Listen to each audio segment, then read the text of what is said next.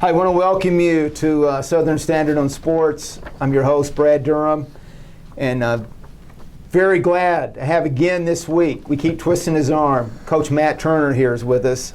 Glad to be here. And we have a Pioneer football player as a special guest. That's it. And this guy, he has a little bit of, he's what do you call it, Coach? He's got like some entertainment value. He's marketing himself. He's got a brand, you might say. Does. This guy is. He's setting himself out there, distinguishing himself from the crowd. He does. Yes.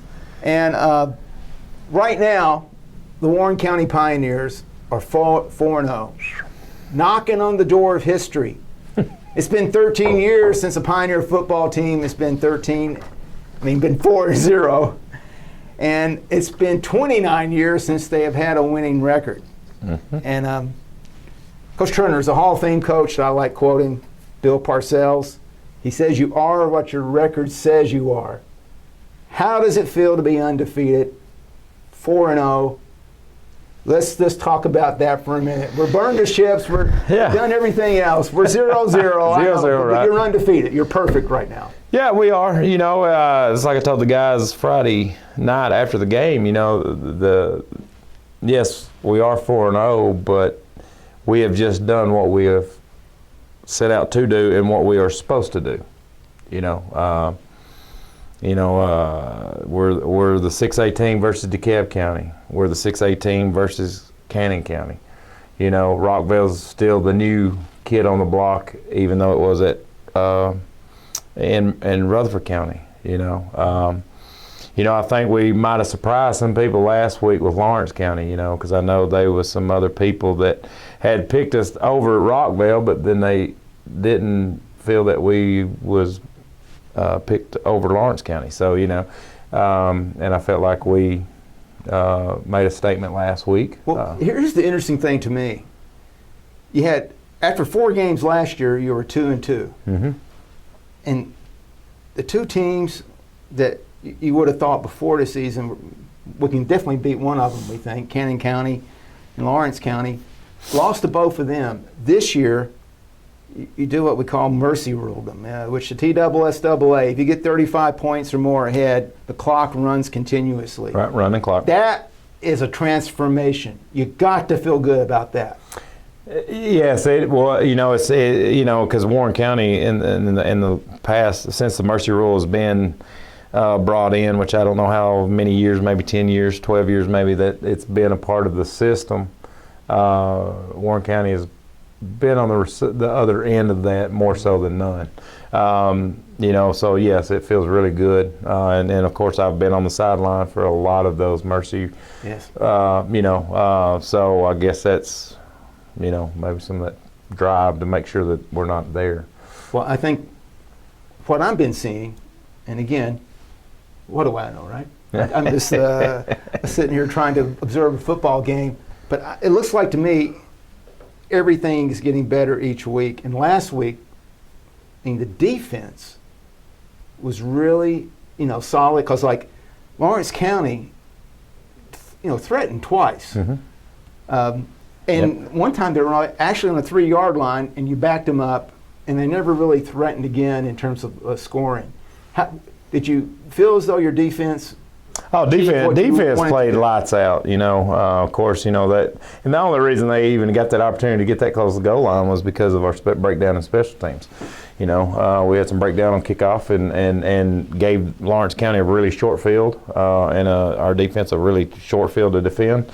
And Coach Bond, I feel like it's amazing how much progress you can make from year 1 to year 2. Our defense is still the same defense. We installed it last year, and that being really green at it last year in Lawrence County was one of the reasons we lost that game, because a coach came out with some different formations. We didn't line up to it properly. We didn't have the proper adjustment. Of course, this year, looking back, hindsight was 20/20, and it's easy to make the, what should we have done? And of course, this year we was able to do that, and and we had an answer for that. And Coach Bond and the defense staff, Coach Ramsey and those guys, Coach Harris, defense played lights out, and they're playing fundamental football. They're doing their job. They're playing for each other, and of course it's very nice, to keep people out of the end zone at Nunley Stadium. Yeah. Now, on offense, I like your phrase, which I'm stealing. That's I'm okay. a pirate. I'm stealing it. That's fine. You're telling CJ, give to live. Give to live. Yep. And if I understand that correctly, we got options here on offense. Yep.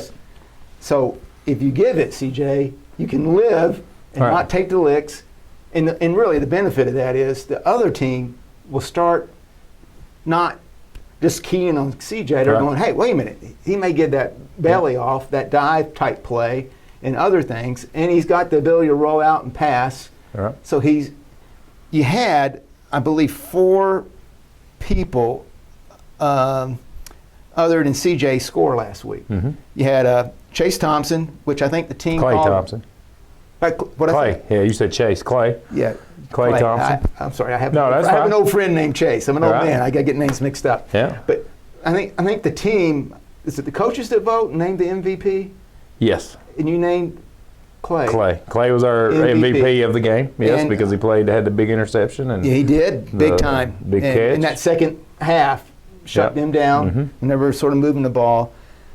Bryson Elrod Yep. came in. And that was where you was talking about, like, of course, we was trying to, CJ, CJ was kind of upset because, he'd got the ball down there, felt like, and of course, and I get it from his standpoint, he wanted to go ahead and punch it on in, but at the same time, we've got Elrod there that's healthy and strong runner, and I mean, quarterback sneaked it in and was able to make sure that we, trying to, because right now we're thin, our guest tonight, we've been, we're been in some battles, so we're. He's not thin, Coach. Let me tell you. Yeah, I'm saying pancake. we're thin on our depth, and so we've got to take care of our guys, and share the load, and so that is like our phrase with "give to live," Well, you had Rylan Holder, Yep. who scored. Ran hard.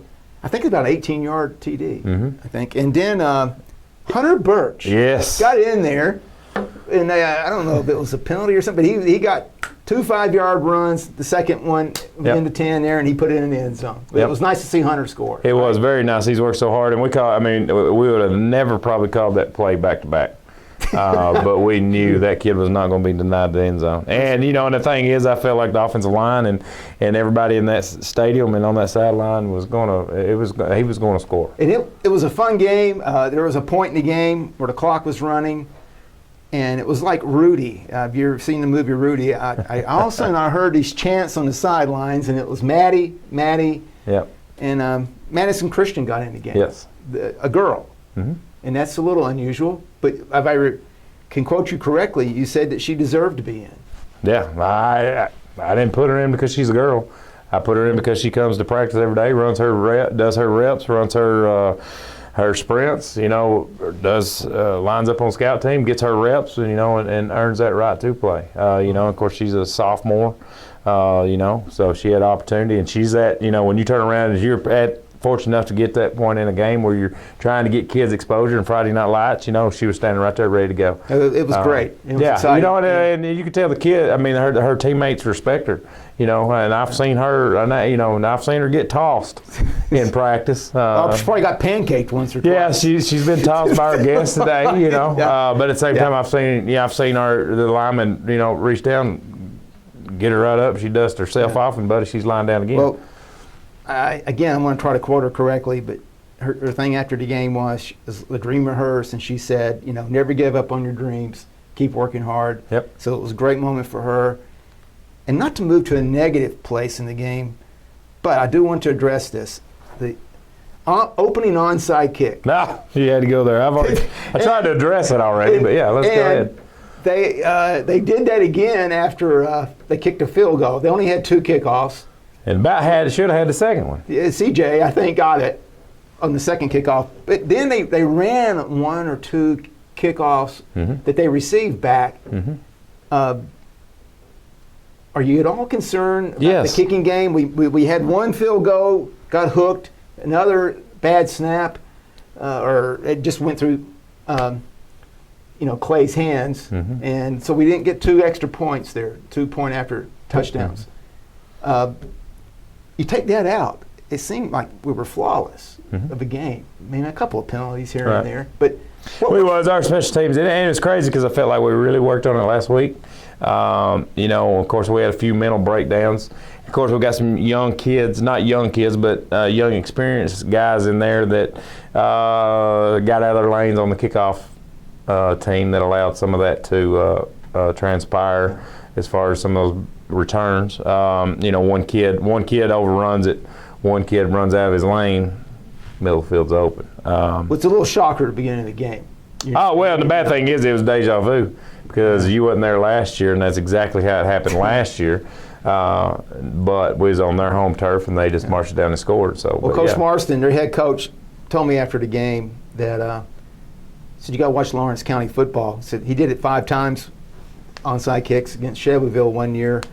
And by the way, I should have mentioned this in the beginning. It was 40-3, and it would have been 42-3, you know, with the touchdowns, with extra points. Coach Marston told me after the game, it was a stand-up kind of a conversation where he just goes, they whipped us. They whipped us up front. And their offensive coordinator, Walt Smith, came over to me and said, we thought if we could make them go 10 plays on a drive, they would make a mistake, turn the ball over. And he goes, they didn't. And he said, they're going to beat some people this year. They're going to surprise some people. And I thought that was very high praise. Very, Coming yes. from a- Yeah, especially coming from that coaching staff. You know, and with our record last year and our performance at Lawrence County last year, I would have been right there with them.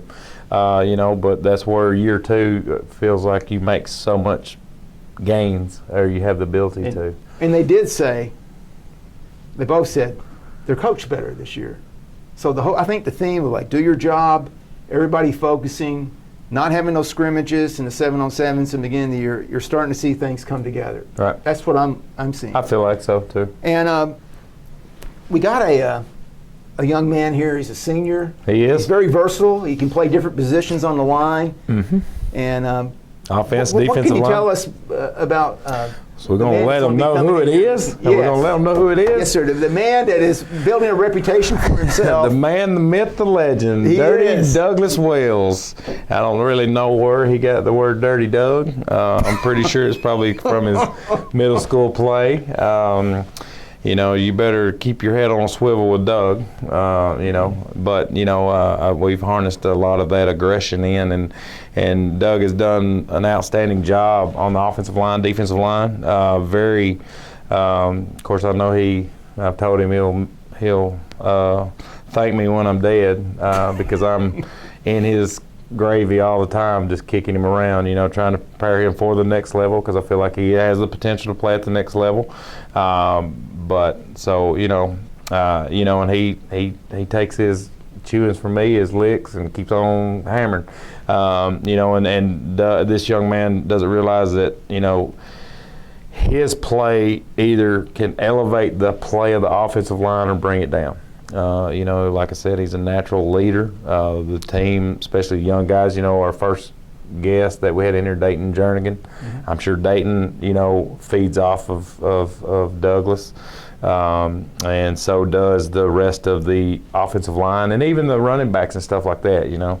And, you know, of course, being a lineman, it's a different lifestyle, you know, because you don't get your name in the press. You don't get, you know, a lot of the different things there. Sometimes you can make your own press. Yeah, You you can know, create your own yeah, images, you know, you know, and you he's can be an figuring image that maker, out. you He's know. figuring that out, you know. But it's a special knack, offensive lineman. You know, of course, I know he plays well on defense as well, but I feel like offense is where his home is. But you know, but yeah, very fun young man to coach and exciting even to watch and play and develop and see what the future holds for him. So Douglas Dirty Doug Wells. Dirty dog. Let's Dirty bring him Wells. in Yeah. and hear a little bit from the man himself. Yep. All right, we're glad to introduce a senior, Douglas Wells, a man who's played football all 4 years in high school, and he's very versatile. He plays different positions on the line, and he's also a long snapper.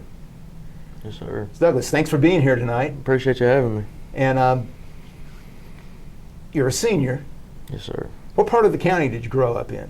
I was born in Cookville, moved here 5th grade, 4th grade. But grew up all out in Centertown, Morrison, all there. Right Really? there. Did you play football in middle school? Yes, I did. Did you go to the middle school? Yes, I did. All right. Played Is with- that, and Coach Turner said you got a nickname in middle school. It was- Dirty Doug? It was originally Dirty D. Coach Watson, Jeff Watson gave me that nickname. So he gave me that one day in practice. I hit somebody after play, and he said I played dirty, so he called me Dirty D the rest of the year. And it stuck. Well, I've heard coaches say that you can't be All-State or All-American if you're not a little nasty. No. And do you, when you're as a lineman, do you see your position as like that's your territory, and you got to do something there to own that, right? Absolutely. And when did you start seeing yourself as a pancake specialist? And can you explain to us what a pancake is? So a pancake is when you flat back somebody. You know, you have your normal blocks where you just block them down the field, they don't fall down. But a pancake is when you literally put them on their back and you pancake them. That's where the syrup comes in. So the syrup, it wasn't like it just miraculously appeared on the sideline after the game. No. You got props, right? You have guys that carry this prop for you? Because I mean, like you didn't have that in your Yeah. you didn't have that in your pants or No, I your mean, I back did- pocket during the game. No, I didn't keep it in my pants during the game. Case and Holder actually bought it before the game, so Had it over in the sidelines hidden. yeah. And then Caden's just as much as part of as I am, so we squirt some in his mouth and he squirts some in mine. Every time we great. score. That's great theater, man. We love that kind of stuff. So, you here's why I think it's very admirable, and you don't get enough recognition for this. You and the other seniors. Mm-hmm. You're actually been in this region with these Rutherford County, Murfreesboro teams for 4 years, Mm-hmm. and we're getting to start to see some of the bigger, tougher teams from Rutherford County. How do you feel as a player? I mean, do you feel like you're going to run into a bunch of buses coming down the freeway, or do you feel like, hey, it's just another team and I'm ready to play them? You know, you got to prepare for them a little bit differently than you do like a non-region game. But you know, people have always said the past 4 years, you know, Warren County can't compete in this region. You know, and I never thought that was true. You know, I thought we could beat them. You know, just I think Coach Turner's actually turning that tide now, that where we can. These guys are believing, you know, that they're just another team that puts their, you know, their shoulder pads on just like we do. So have you burned your ships? Have you burned a ship?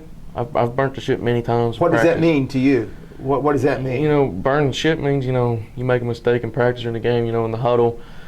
During the game, in the huddle, somebody will make a mistake or line doesn't block good or something like that, and CJ gets hit, you know, like burn the ship, move on, you know, we'll get it this way. So we really bought into that. You know, I remember when he first brought it up, when he got the head coaching job, you know, we all bought into it when he talked about it. So when you move from position to position on the line, there's different plays. Not everybody on the line at each position has the same assignment each play.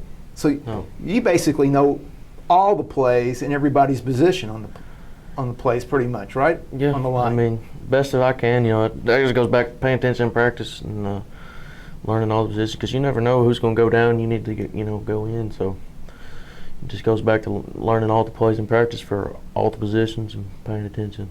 And what do you enjoy most about being a lineman? I just like getting in the trenches, you know, hitting people and like taking pride in not, you know, getting all the glory, but you know, after the game, you know, it's best feel when your offensive coordinator comes down from the booth and just gives you a big old hug because he knows you blocked your butt off all night long. So I just like it down there in the trenches, getting dirty all the time. And Coach Turner talked about this, and you're certainly been through this for 4 years. You're seeing the mercy rule enacted against the Pioneers, and the clock starts running, Mm-hmm. and you're down 35 points or more. What does it feel like to be 4-0? It feels great. It feels amazing. Something I never was able to do in high school, you know. So I think last time I ever had an undefeated season was my 8th grade year. So, but this week we're 0-0 again. So we gotta beat this team, move on, beat another team. So when you're looking at Blackman on the film, you played them last year. Yeah. Look, it's like the same kind of team. they're big up front. They got some pretty big defensive linemen. but we play low, hit them in the hip. Not play high. I think we can block them. So they got their weak spots like every other defense. So I think we'll be a good game. And Coach Turner said you have aspirations to play football after high school. Yeah. What's your wish list right now? Whoever offers me, I guess. It's been a dream, So ever since I was little, college football. So, you finally get to this point, surreal. Coaches start reaching out to you and stuff. It feels good, whenever somebody from a college talks to you. So that's great. And again, when will we see you, drinking this again? Can we see you do that after a Blackman game? What's the ritual there? Do you have a certain ritual when you pull that out? You won't see it if we don't score, but usually after every time we score, me and Caden Jordan will come off and get a squirt. Oh, so it's not just at the end of the game; it's during the game. Oh yeah, it's during the game, on the sidelines, everything. I keep a close eye this week. I will do. I will. I'll have to pay better attention this time. Keep a close eye. And Coach Turner, if we win, I guarantee Coach Turner is going to take a squirt at the end of the game. He did last week too. Good. Well, we're thrilled that you're 4-0. We appreciate the dedication because it hasn't been easy by any means to go through the past 4 years. There's been a coaching change, but you're stayed the course. You burned your ship. You're put yourself in whatever position that water is supposed to be in to make this team better. You're doing your job. Yeah. And you were Offensive Player of the Week this week. Yes, sir. That's right. Yes, sir. Voted by the coaches. Yes, sir. Well, thanks a lot for coming in. I appreciate it. And we're going to be watching very closely here this week against Blackman. I appreciate it. Thank you for having me. Thank you. Okay, 4-0, Blackman. Blackman, yes. Talked to Coach Hartsfield this morning, trying to get a preview of the week, and we don't know if we can trust this guy or not, what he's telling me, but I think I might have mentioned this earlier. They got 4 returning starters on offense, 4 on defense. Their quarterback is a returner, so that's 9 returning starters. Maybe a little inexperienced, but a lot of seniors. And they have had very tough non-region opponents. Alcoa, Ravenwood, and then they had Independence last week. They're 1-0 in the region. They're looking at this like you would expect them to. Like, hey, we're in region now, and we want to get to the playoffs, so we need to make every game count. What have you seen on film with Blackman? Is anything different this year than last year, or what's your strategy that you can tell us? I know you're going to tell us the game. No. I mean, no. They probably got the toughest non-region schedule in the state of Tennessee. I mean, it's ridiculous. And then, of course, I think that Ravenwood game was played on a Saturday midday, which is just an awkward at Ravenwood. And then they go down to Alcoa and play a game there, which that's a pretty good trip. Yeah. And of course, Alcoa is probably number 1 in their division, even though they're a smaller school. But that's that's some real football in that. Like Gary Rankin over there, he's got a way of winning a few games. Maybe the winningest coach. So maybe in the country, they say, or something. So I don't know why Coach decided to want to toughen up his schedule, but I understand it because he's preparing for the playoffs. And it works out in his favor, and it has in the past, I'm sure. With he has Coffee County and Warren County early in the region of the schedule, which allows him, and he needs to tough. And I get it. Of course, it's opposite of ours. We finish with Oakland and Riverdale and Oakland. But anyway, but no, very well coached team. Very sound on defense, very quick, very kids can cover ground really fast. Number 1, I think he's a 6'5" kid, 200-pound kid. Yes. A kid with a stride like that, he'll cover some ground pretty quick. Some good D linemen up front, some linebackers that are really fast, get downhill. I know, and multiple kids with offers at everything from smaller colleges to larger schools. Yeah, I think mainly he said mid-majors. Yeah. Western Kentucky, EKU. Yep. Several of those schools have. He's got a nose guard number 5. I think he's a 300-pound type kid. I mean, he's a big kid that can move. Number 32, no 23. problem for Dirty Doug. It was. Nah, of course that's why we're blocking on angles. Because tonnage always wins. I'm a firm believer in that. But that's why we got to get our head across and They run fundamental football. a 4-3 defense. Is that what he said? Is that what he said? I think I have to check my notes, something like that. But it makes a big difference. But he's either running a 4-2-5 or a 3-4. And I think and he's got different. And I think it's a lot of the same. And I think he has different schemes, different systems that he does play because the films that I have seen, the games that I've watched.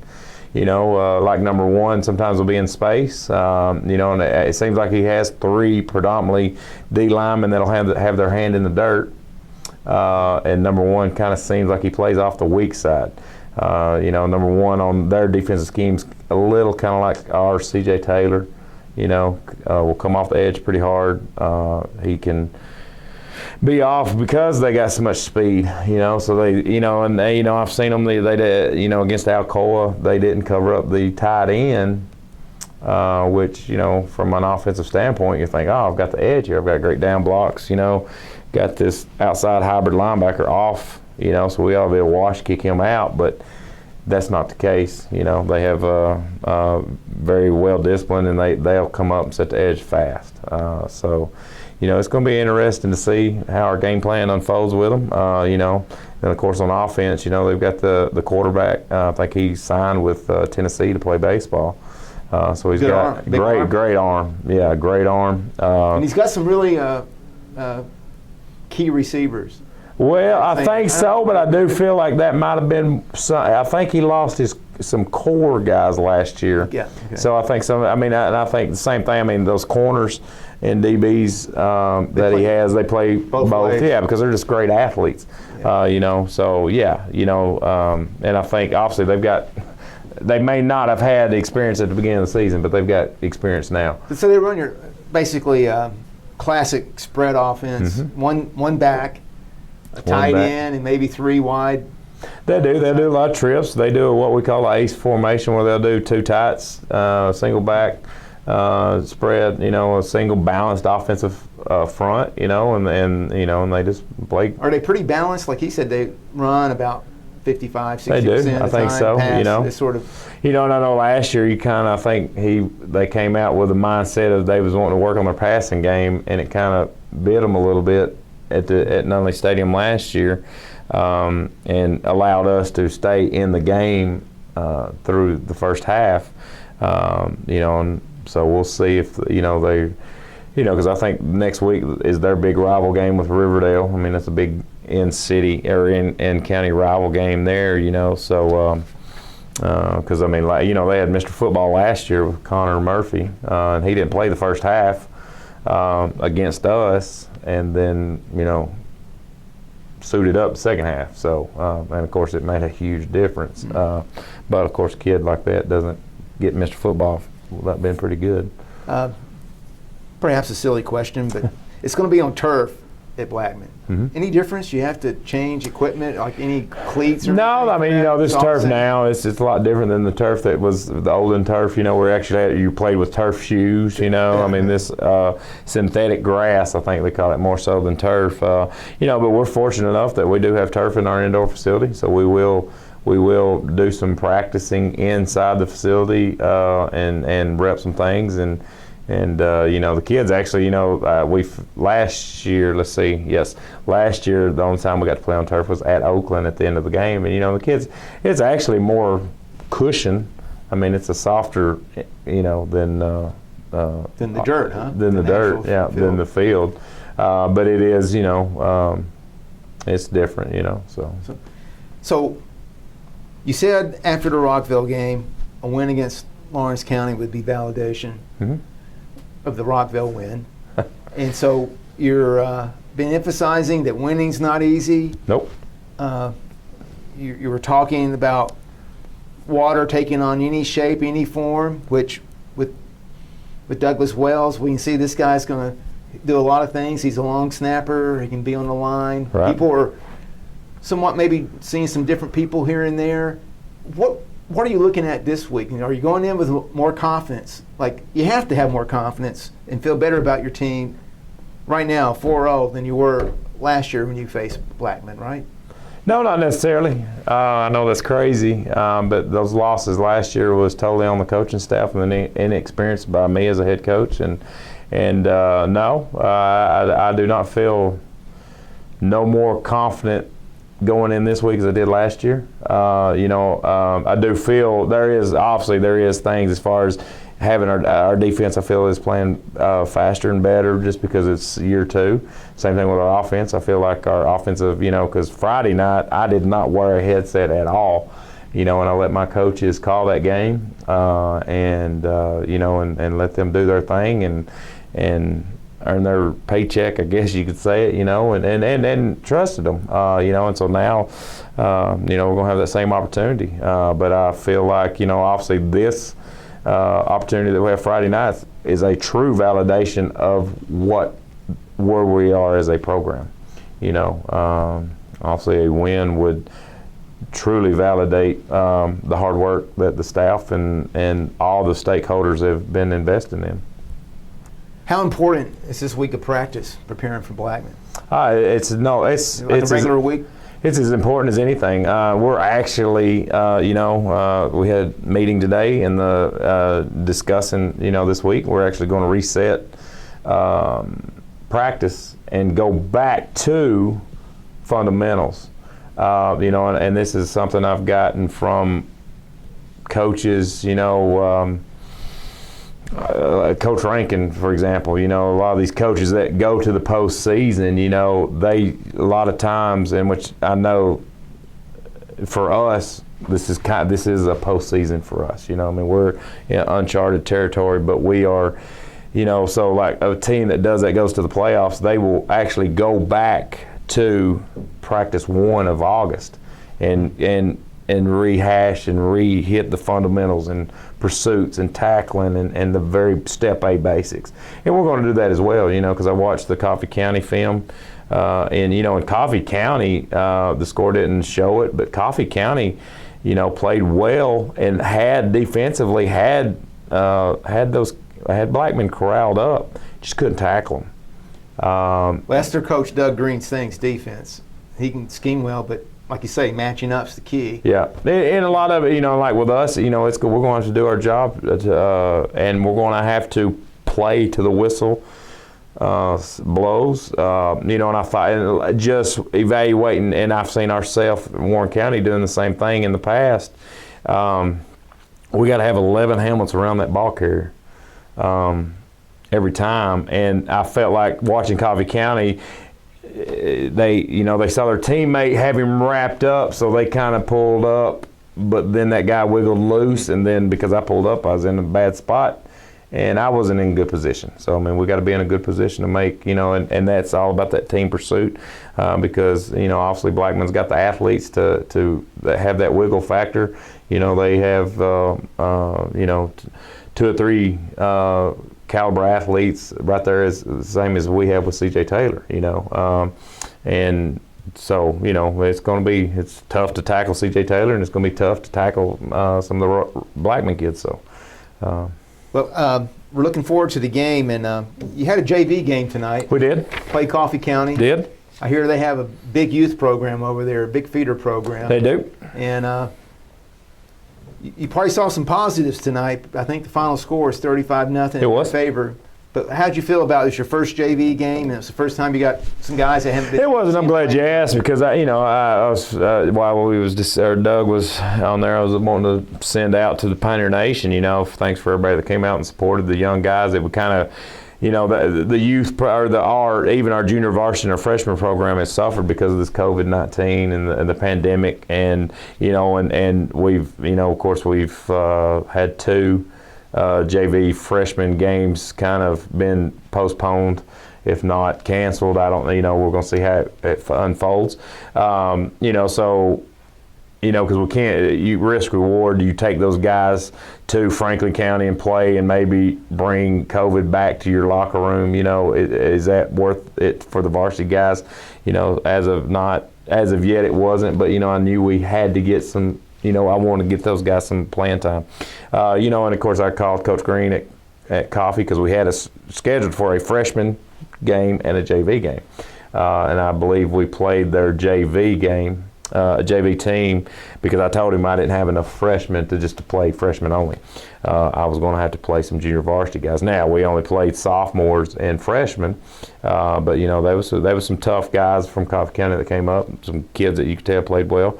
You know, and obviously that's the second phase of building this program is our youth program.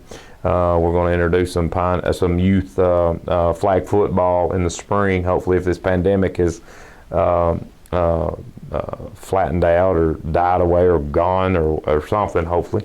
But yeah, you know, and the kids, you know, and it was their first experience, and obviously they haven't, you know, got an opportunity to do anything. So that was first day on the job training right there for them, you know. So, but I was excited, saw some good things, you know, saw some typical first scrimmage game type scenarios, you know. The thing was, it was 35-0 at half and ended up 35-0 at the end of the game. So, you know, and that was a challenge at halftime to, you know, come out and win that half. Didn't necessarily win it, but we didn't lose it. So, you know, we'll build off that, and you know, we'll go, and hopefully, I know we'll have one more home one for sure on the books, and you know, we've got a couple more down the road that will be traveling. Good. And I know that Friday night there's visitor tickets on GoFan. Mm-hmm. They find you on Twitter and Facebook and southernstandard.com. We're tweeting out on our Facebook page. We're putting information out. And if you buy the Southern Standard, which will come out Wednesday with that information, you also get an online subscription. So you can follow us online as well. And how can the public follow you on Twitter? They just what do they search for? I think it is at WC Pioneers FB. FB? Yeah, football. All right. So, but you know, it's not too hard. I think Pioneer football. Yeah, WC Pioneer football. So FB. There's 200 for visitors. There would be 300 tickets sold at the gates at 5 p.m. and at Blackman. So if you want to get a ticket, GoFan's the way to go. GoFan's the way to go. You probably won't have a problem. And if you drive down there, you better get there early at 5 o'clock. Coach Turner, thanks a lot. Appreciate it. We're thrilled. We're excited. I am too, man. And Nervous. It's going to be a lot of fun. Friday night. It's going to be a true test, and you know, and it's. But I think it's going to be a good ball game. My kids are confident, you know, and I know we're going to take it to them. Good. Go Pioneers.